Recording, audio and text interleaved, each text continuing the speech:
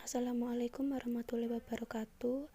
Perkenalkan, kami dari kelompok 5 yang beranggotakan Anjar Putri Nurjanah 152, Ihsan Taqiyuddin NIM 162, Syifa Aulia Rahmaningrum NIM 168, dan Dia Amanda NIM 175. Di sini kami akan mempresentasikan mengenai pasar.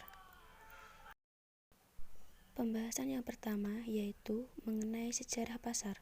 Di Indonesia, konon pasar tradisional telah ada sejak zaman Kerajaan Kutai Kartanegara pada abad ke-5 Masehi. Pasar tradisional dalam awal keberadaannya memiliki peranan yang penting dalam perkembangan wilayah dan terbentuknya kota.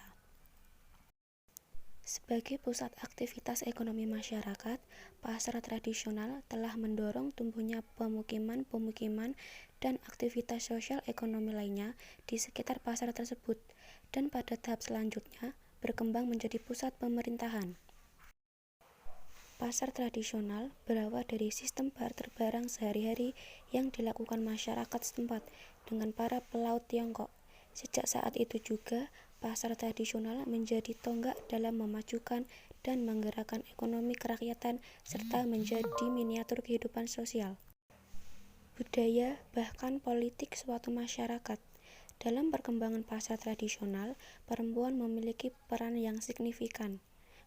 Konstruksi gender yang melekat pada perempuan melatar belakangi lahirnya berbagai peran penting tersebut, baik sebagai pembeli, penjual, maupun sebagai produsen yang memasok barang ke pasar.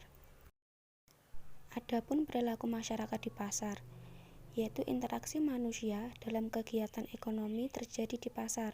Islam menetapkan nilai-nilai moral bagi para pelaku pasar yang meliputi A. Permainan yang adil, B. Kejujuran, C. Transparansi, dan D. Keadilan.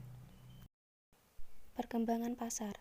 Pasar tradisional adalah pasar di mana kegiatan jual beli masih sederhana, ada tawar-menawar, dan pembayaran dilakukan menggunakan uang tunai. Pasar tradisional biasanya lebih unik karena ada kegiatan tawar-menawar dalam transaksi sehingga perilaku pedagang dari perspektif etika bisnis Islam dapat diamati. Di tengah era globalisasi di mana masyarakat dibuat candu dengan cara hidup praktis, pasar modern tentu lebih mendapatkan tempat sehingga pembangunannya juga lebih diprioritaskan. Etika bisnis Islam. Berdasarkan pengamatan yang dilakukan terhadap perilaku sikap para pedagang di pasar tradisional, menghasilkan jawaban bahwa perilaku pedagang di pasar tradisional sesuai dengan prinsip-prinsip etika bisnis Islam yang meliputi keesaan atau tauhid, keseimbangan, kehendak bebas, tanggung jawab, dan kebijaksanaan atau ihsan. Walaupun secara teori mereka tidak memahaminya, namun secara normatif mereka mengimplementasikan etika bisnis Islam.